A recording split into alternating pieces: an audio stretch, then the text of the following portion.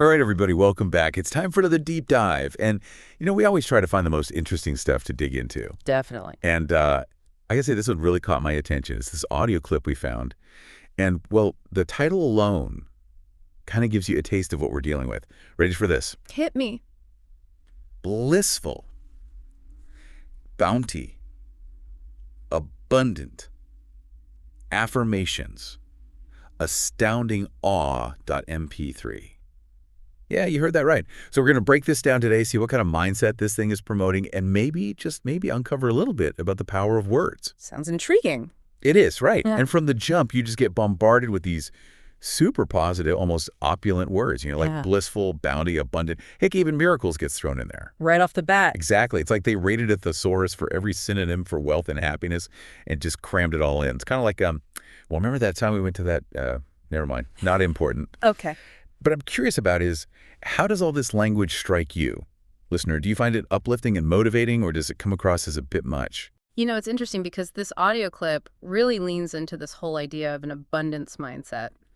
But it's more than just wanting lots of stuff, It suggests that the universe is basically overflowing with abundance, and we can, tap into that through positive thinking. Okay, so not just wishing for $1 million, but believing it's already out there, just waiting for you to grab it. In a way, yes. And the clip keeps hammering this point home with phrases like, see abundance, feel it. It's all about actively engaging with the idea, not just passively dreaming about it. So it's about shifting your perspective. Instead of dwelling on what you don't have, you start appreciating what you already do and build from there. Exactly. It's like choosing to see the glass half full and then figuring out how to fill it up the rest of the way. And speaking of filling things up, remember that metaphor the audio uses, the one about the heart being like a fertile field? Ah, yes, the seed of possibility and all that. Yeah. I have to admit, it is a pretty vivid image, but does it really work? Do you think these metaphors actually help to convey the message effectively? Well, metaphors can be powerful tools because they tap into our emotions and imagination. In this case, it links the idea of abundance to something natural and organic, like a garden that flourishes with care and attention. And on a more scientific level, this actually connects with the concept of neuroplasticity. Neuroplasticity. Yeah, it's basically the brain's ability to rewire itself based on our experiences and thoughts. So by consistently focusing on abundance, you're essentially training your brain to perceive and attract more of it.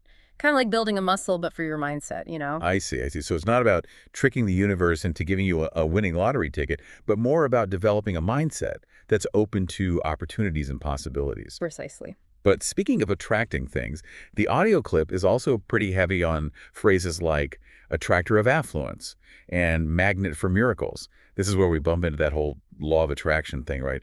And to be honest, I've always been a bit skeptical of that whole concept. Yeah, the law of attraction definitely gets a lot of hype, and honestly, a fair bit of misunderstanding, too. It's not just about wishing really hard and poof, your dream car appears in the driveway. Right, because if that were true, I'd have a garage full of classic muscle cars by now. Exactly. It's more nuanced than that. It's about aligning your thoughts, feelings, and actions with what you want to achieve. It's like setting an intention and then actually taking steps towards making it happen. So less about magic and more about taking charge. Exactly. Now, granted, there's not a ton of hard scientific evidence to back up every aspect of the law of attraction. Yeah, some folks might raise an eyebrow at that. Definitely. But there is research that shows the power of positive thinking on things like resilience, motivation, and overall well-being. So while the manifesting your dream life part might be debatable, there's definitely value in cultivating a positive outlook. Okay, so maybe it's not all smoke and mirrors. But if we're talking about abundance, isn't it kind of, selfish to just focus on our own personal wealth and happiness? That's a great point, and it's something the audio clip actually addresses towards the end. Remember those calls to action? Swim in it, rejoice in your richness, and especially share your plentiful heart. So it's not just about accumulating more stuff, but about sharing what you have with others. Precisely. The idea is that by sharing your abundance, whether it's your time, skills, or resources, you actually amplify it. It creates a kind of positive feedback loop. The more you give, the more you receive. Okay, so we've dissected this audio clip, analyzed its language, and explored the concept of the abundance mindset. It seems like the takeaway here is to cultivate positivity, visualize our goals, and don't forget to share our good fortune with others. Sounds about right. But as we wrap things up here, I'm left with a question for you, listener. Is there a point where focusing solely on personal abundance becomes a bit, well, myopic? Could it blind us to the struggles of others or the systemic issues that create inequality?